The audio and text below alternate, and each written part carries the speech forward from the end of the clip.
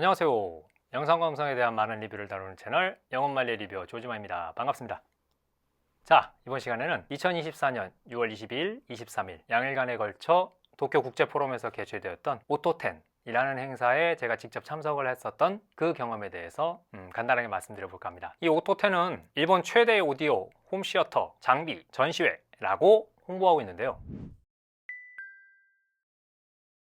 아니 그러니까 저도 그게 좀 궁금해서 예전에 한번 물어본 적이 있는데 관계자분들한테 국제 오디오 쇼는 일본 국내외 브랜드들이 전부 아울러서 다 함께 나오니까 일본 최대라는 것이고, 이 오토텐은 일본 국내 브랜드가 중심이 돼서 홈시어터, 멀티채널 이런 부분에 대해서 다루는 것들이 포함되니까 그래서 또 일본 최대라는 그런 답변을 해주더라고요. 그래, 이제 이게 원래 2003년도에 AV 페스타라는 이름으로 시작을 해서 그때가 훨씬 이름은 직관적이었던 것 같긴 해요. 성인용 비디오로 받아들일 염려도 있어서 지금 이름으로 바꿨는지는 모르겠는데, 그러니까 오토텐이 뭐냐면 소리 음자에 펼 전자를 써서 소리 전시회를 자기네들 식으로 읽은 게 오토텐이라 이거죠. 그러니까 쉽게 말하면 일본 내수 최대 행사, 뭐 이렇게 생각하시면 될 것 같습니다. 네, 올해는 50개 업체가 참석했고요. 그리고 일본 내에서 어느 정도 이제 인지도가 굉장히 좋은 버튜버 같은 분들을 섭외해서 홍보에서도 그런 영향도 있어서인지 젊은 관람객 분들도 굉장히 많아서 나름대로 굉장히 활기차고 좋은 분위기였습니다. 이게 원래 아무래도 좀 경제력이 있으시고 그러다 보니까 연세가 지긋하신 분들이 좀 많이 오셔서 엄격 근엄 진지한 뭐 그런 전시회가 되기 십상인데요.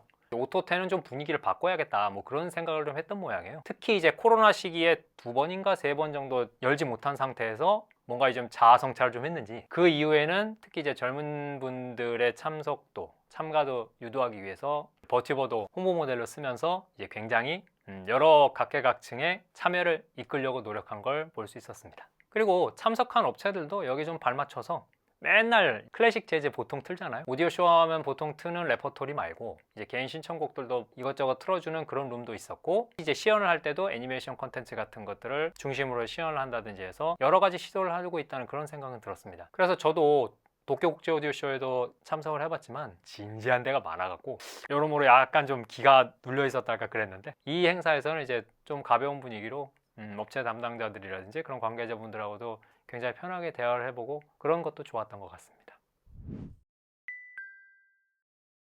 네, 특별히 관심 있게 봤던 업체라면 3군데 정도 꼽고 싶은데요. 하나는 이제 프로젝터, 디스플레이 부분의 JVC, 그리고 디스크 플레이어 부분을 출전했던 에미라이, 이거 발음 조심해야 합니다. 그리고 애트모스 사운드 시스템 시연룸을 선보였던 노이만, 이렇게 3업체 정도가 굉장히 기억에 남더라고요. 첫 번째로 JVC는 이번에 6월 새로 런칭하는 동사의 플래그십 프로젝터를 들고 나왔는데요. V900R, V800R 이 두 기종을 가지고 직접 시연해보는 자리를 함께 마련해 놨습니다. 물론 이제 더 브랜드로 내놓은 미니 컴포넌트 그리고 헤드폰 이런 것들도 따로 한 부스를 마련해 놨지만 관람객들 반응이 굉장히 집중됐던 거는 이 프로젝터 시연룸이었고요. JVC 신형 프로젝터는 직전 모델을 직접 쓰고 있기도 한데, 이 신형 프로젝터는 이제 직전 모델에 비해서도 마이너 체인지를 하면서 어느 정도 강조하는 부분이 있었다, 그런 것들을 위주로 홍보를 하고 컨텐츠 시연을 하고 있었어요. 이제 이게 굉장히 포인트가 굉장히 미묘해서 쓰는 사람 입장에서는 굳이 넘어갈 필요성이 그렇게 크지 않고, 새로 진입하시는 분들한테는 굉장히 구미가 당기하는 딱 그 포인트, 그 미묘한 포인트를 잡아놓고 있는 게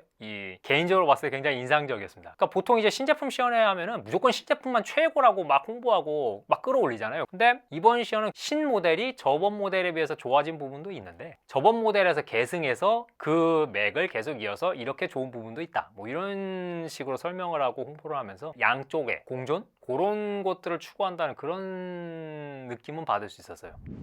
자, 다음은 에미라이. 말씀드렸듯이 발음이 굉장히 주의해야 하는 업체인데요. 이 영상물 디스크 플레이어를 소개하는 부스가 말씀드렸던 50개 업체 중에 여기가 유일했어요. 그만큼 이제 디스크, 영상물 디스크가 굉장히 사양새란 걸 반증하는 그런 룸이기도 했습니다. 그래, 이제 이 친구들이 전면에 내세웠던 플레이어는 마그네타에서 내놓은 UDP900이랑 UDP800이란 플레이어인데요.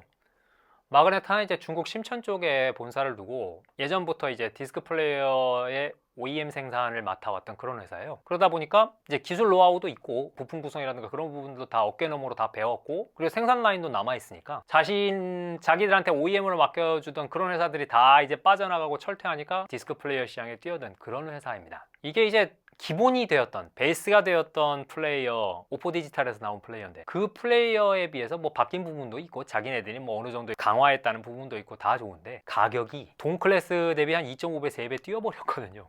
박리담회를 못하니 마치 하이파이 오디오처럼 나가는 게 좋겠다 이런 느낌으로 런칭한 건데, 그러다 보니까 일본 내에서도 사람들이 약간 뚱한 느낌이 있어요. 좀 의구심 같은 것도 가지는 분들이 있었고, 그래서 그런지 이제 이 부스는 굉장히 이제 직원분들이 친절해서 뭐 이거 뭐가 바뀌었네, 이 바뀌면 뭐가 좋네, 뭐 어떻네, 뭐 이런 것들을 나름대로 굉장히 열심히 홍보도 하고 솔직하게도 얘기해 주시고 뭐 그런 느낌에 있어서 굉장히 좋았습니다. 단순한 시연일 뿐만이 아니라 이렇게 직원분들이 관람객들한테 친절하게 응대를 해주고 질문 같은 거에 대해서 열심히 답변해주는 그런 부스가 아무래도 이제 전시회에서는 의미가 크잖아요. 저도 이제 몇 가지 얘기를 해보고, 그리고 이제 뭐 마그네타 제품에 대해서 좋은 점이라든지 그런 부분들에 대해서 얘기는 들었지만, 아무튼 이 가격만큼은 마그네타 직원들도 어떻게 커버치기가 좀 쉽지는 않은 모양이에요.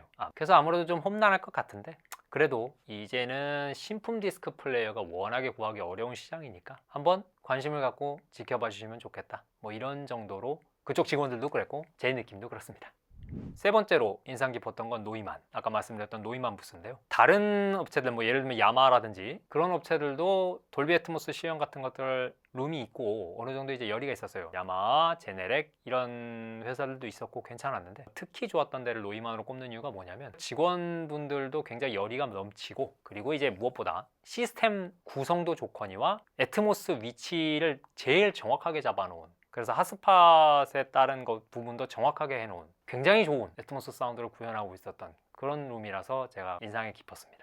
구체적으로는 노이만에서 굉장히 유명한 액티브 스피커죠. KH1202 액티브 모델을 전 채널, 714 채널 전부 다 돌려놨어요. 왜냐, 서브우퍼는 물론 노이만에서 나온 다른 DSP 서브우퍼를 쓰지만 일반 스피커 채널은 전부 이제 똑같은 스피커로 통일해놔서 애트모스 통일감도 굉장히 좋고요. 핫스팟에 정확히 맞춰놓은 토인각, 높이 이런 것들을 계산해서 정확하게 지정해줬다는 것도 좋았고, 그리고 마지막으로 MA1 노이만에서 나온 이 이퀄라이징 그리고 EQ 프로그램까지 전부 다 적용되는 MA1을 써서 청자한테 노이만이 추구하는 사운드 방향성에 맞게 들려주는 그런 좋은 구성을 해놨더라고요. 그리고 마침 제가 찾아갔을 때 시연했던 콘텐츠도 제가 익숙했던 버스 슬램덩크 애트모스 그걸 들고 있어갖고 관련 영상에서 다뤘던 그런 콘텐츠니까 아무래도 이제 직원들하고 얘기하기도 편하고, 어떤 부분에서 주안점이 있으며 이 시스템이 어떤 부분에서 그런 것들을 잘 구현하는가 이런 식의 얘기를 해보기도 편해서 굉장히 개인적으로 알찬 시간이었다고 생각합니다. 직원분들도 제가 질문한 것에 대해서 친절하게 대답해주고 뭐 그런 여러 가지 기술적인 사항도 잘 설명을 해줘서 굉장히 호감을 가지게 해줬던 그런 좋은 부스였던 것 같습니다.